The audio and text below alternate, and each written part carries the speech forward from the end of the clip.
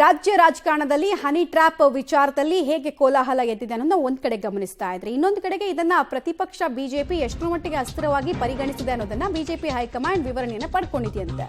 ಸಂಸದ ಬೊಮ್ಮಾಯಿ ಅವರಿಂದ ಮಾಹಿತಿಯನ್ನ ಗೃಹ ಸಚಿವ ಅಮಿತ್ ಶಾ ಅವರು ಪಡೆದುಕೊಂಡಿದ್ದಾರೆ. ಸಂಸತ್ನಲ್ಲಿ ಭೇಟಿಯಾಗಿ 20 ನಿಮಿಷಗಳ ಕಾಲ ಚರ್ಚೆಯನ್ನ ಮಾಡಿದ್ದಾರೆ.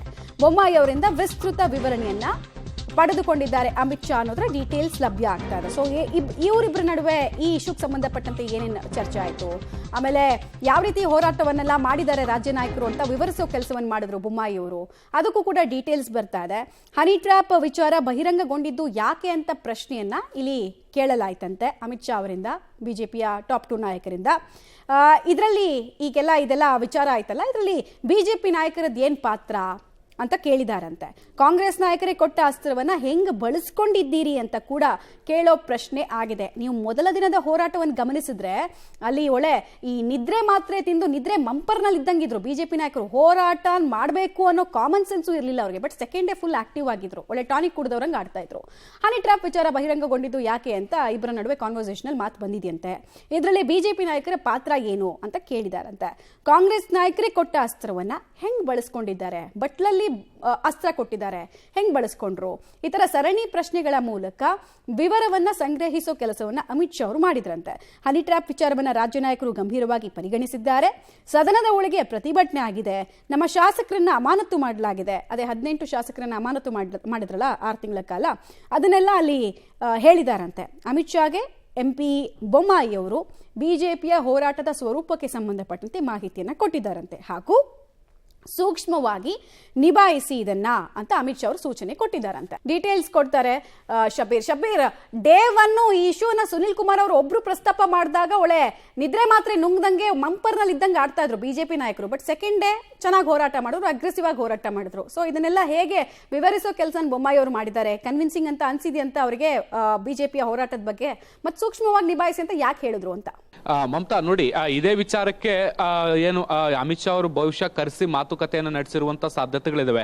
ಮೊದಲ ದಿನ ಏನು ಹೋರಾಟವನ್ನ ಕೈಗೆತ್ಕೊಳ್ಬೇಕಾಗಿತ್ತು ಅದು ನಿರೀಕ್ಷಿತ ಪ್ರಮಾಣದಲ್ಲಿ ಹೋರಾಟ ಇರಲಿಲ್ಲ.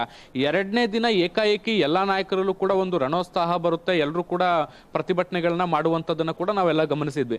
ಸೊ ಈ ಒಂದು ಸಿಡಿ ವಿಚಾರ ಏನು ಅಥವಾ ಹನಿ ಟ್ರ್ಯಾಪ್ ವಿಚಾರ ಏನು ಅನ್ನೋದಕ್ಕೆ ಸಂಬಂಧಪಟ್ಟಂತೆ ಸೂಕ್ಷ್ಮವಾಗಿ ಒಳ ಮಾಹಿತಿಗಳು ಏನಾದ್ರೂ ಇದೆಯಾ ಅನ್ನೋದಕ್ಕೆ ಸಂಬಂಧಪಟ್ಟಂತೆ ಮಾಹಿತಿಯನ್ನು ಸಂಗ್ರಹಿಸುವಂತಹ ಕಾರಣಕ್ಕಾಗಿ ಹಿರಿಯ ಸಂಸದರು ಮತ್ತೆ ಮಾಜಿ ಮುಖ್ಯಮಂತ್ರಿಗಳು ಕೂಡ ಆಗಿರುವಂತಹ ಬಸವರಾಜ ಬೊಮ್ಮಾಯಿ ಅವರನ್ನ ಕರೆದು ಮಾತುಕತೆಯನ್ನು ನಡೆಸುವಂತ ಕೆಲಸವನ್ನ ಅಮಿತ್ ಶಾ ಅವರು ಮಾಡಿರುವಂತದ್ದು. ನಿನ್ನೆ ಸಂಸತ್ ಅಧಿವೇಶನ ನಡೀಬೇಕಾದಂತ ಸಂದರ್ಭದಲ್ಲೇ ಈ ಬಿಡುವಿನ ಅವಧಿ ಏನಿರುತ್ತೆ, ಈ ಬಿಡುವಿನ ಅವಧಿಯಲ್ಲಿ ಅವರನ್ನ ತಮ್ಮ ಚೇಂಬರ್ಗೆ ಕರೆಸ್ಕೊಂಡು ವಿಸ್ತೃತವಾಗಿ ಮಾತುಕತೆಯನ್ನು ನಡೆಸುವಂತ ಕೆಲಸವನ್ನ ಮಾಡಿದ್ದಾರೆ. ಮುಖ್ಯವಾಗಿ ಈ ಹನಿ ಟ್ರ್ಯಾಪ್ ಅನ್ನುವಂಥದ್ದು ಏನು, ಮತ್ತೆ ಈ ಹನಿ ಟ್ರ್ಯಾಪ್ ನಲ್ಲಿ ನಿಜಕ್ಕೂ ಕೂಡ ರಾಜಕಾರಣಿಗಳು ಸಿಲುಕಾಕೊಂಡಿದ್ದಾರೆ, ಮತ್ತೆ ಯಾವ ಪಕ್ಷದ ನಾಯಕರುಗಳು ಇಲ್ಲಿ ವ್ಯವಸ್ಥಿತವಾಗಿ ಈ ಜಾಲದಲ್ಲಿ ಸಿಲುಕಾಕೊಂಡಿರುವಂತದ್ದು, ಮತ್ತೆ ಬಿಜೆಪಿ ನಾಯಕರ ಪಾತ್ರಗಳು ಏನಾದ್ರೂ ಇದೆಯಾ ಅನ್ನೋದಕ್ಕೆ ಸಂಬಂಧಪಟ್ಟಂತೆ ಒಂದಿಷ್ಟು ಇಂಟರ್ನಲ್ ಮಾಹಿತಿಯನ್ನ ಕಲೆ ಹಾಕುವಂತ ಕೆಲಸವನ್ನ ಕೂಡ ಮಾಡಿರುವಂತದ್ದು.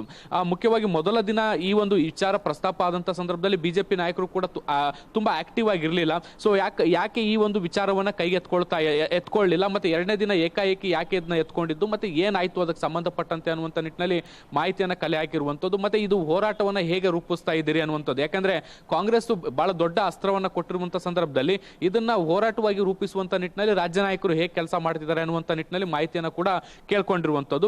ಸೊ ಇದೆಲ್ಲವಕ್ಕೂ ಕೂಡ ಬಸವರಾಜ ಬೊಮ್ಮಾಯಿ ಅವರು ಉತ್ತರವನ್ನ ಕೂಡ ಕೊಡುವಂತ ಕೆಲಸವನ್ನ ಮಾಡಿರುವಂತದ್ದು.